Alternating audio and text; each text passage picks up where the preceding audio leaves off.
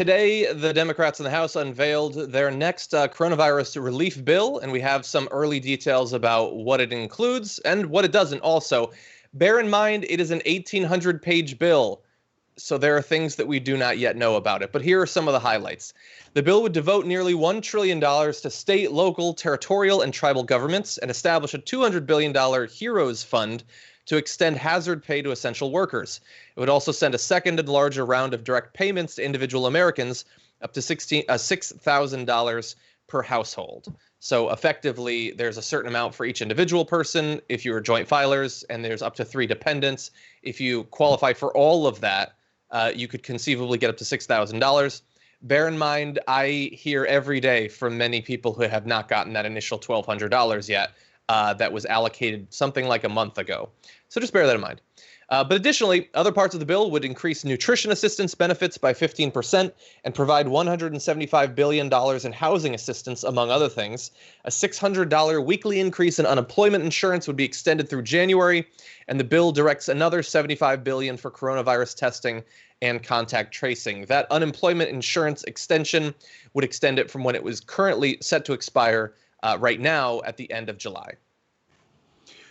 Okay, mixed here. So first of all, is it a good bill? Yes. Am I glad the Democrats introduced it? Yes.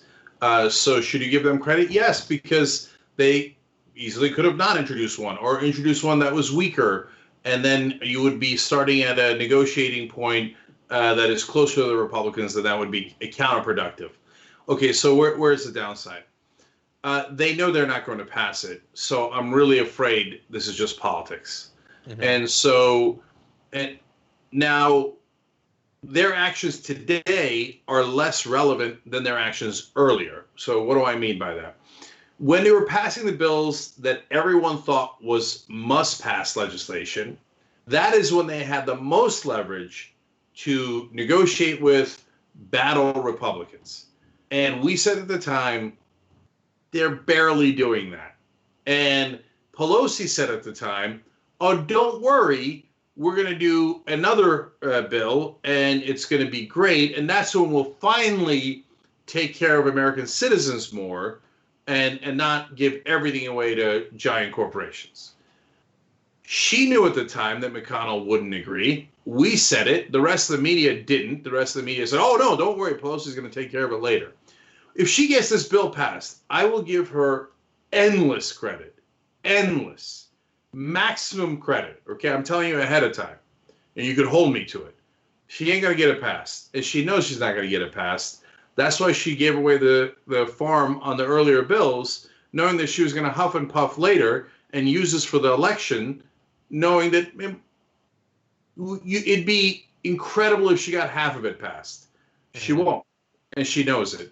So this is theatrics. Yeah.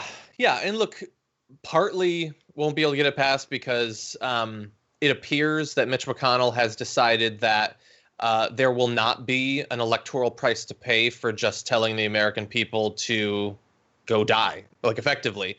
Go lose your jobs, go lose everything, and die, and we don't care. Like, that is the message he's giving. If it were up to Mitch McConnell, there would be no follow-up legislation. There would be nothing. Maybe another round for businesses or something like that. But he said today, in terms of checks, no, we need to put a pause on that. And yesterday, Lamar Alexander was saying, hey, we don't have money to save everyone. Like, they feel no pressure at all to do anything, even as their side of the spectrum is saying, it is, in fact, the economic suffering of the working class that means we have to reopen no matter what the doctors are saying. They're not going to do anything to relieve that suffering. They're just going to send people back to work to get sick and potentially die from coronavirus. So that's part of it.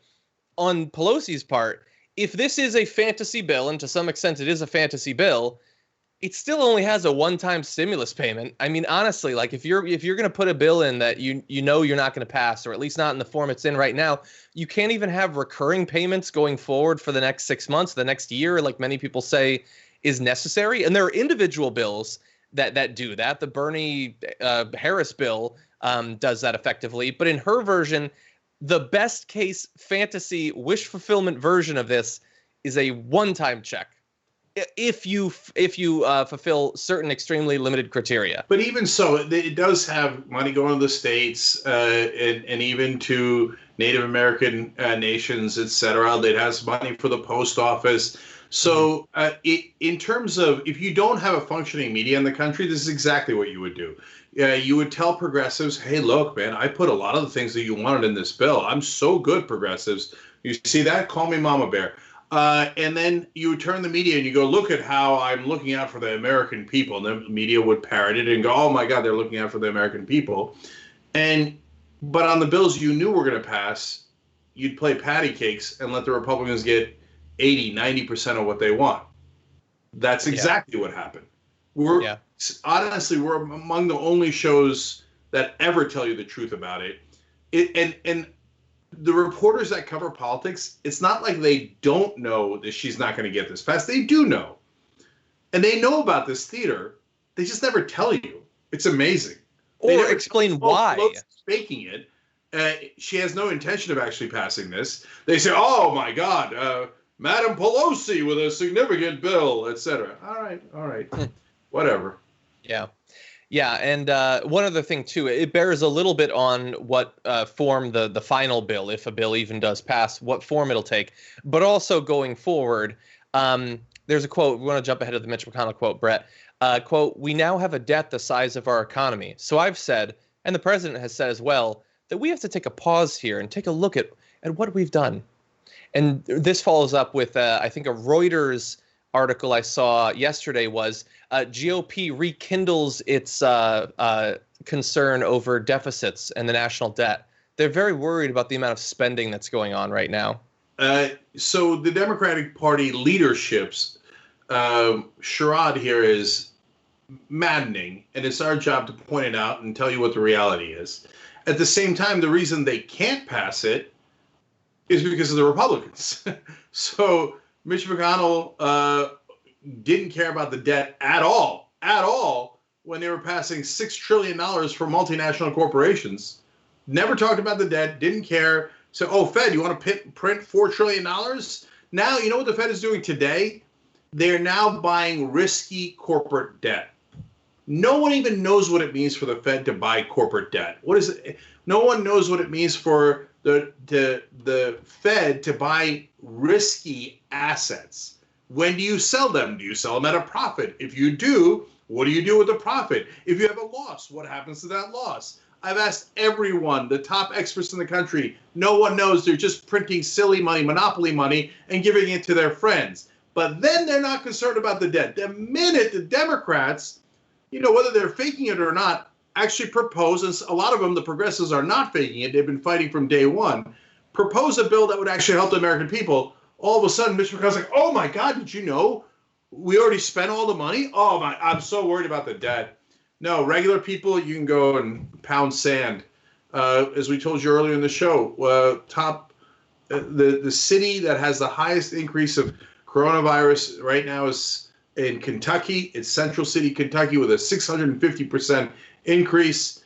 And McConnell couldn't care less. That is not his donors. So Republicans are the heart of evil. So you got to vote between a Republican and a corporate Democrat. You should vote for the corporate Democrat.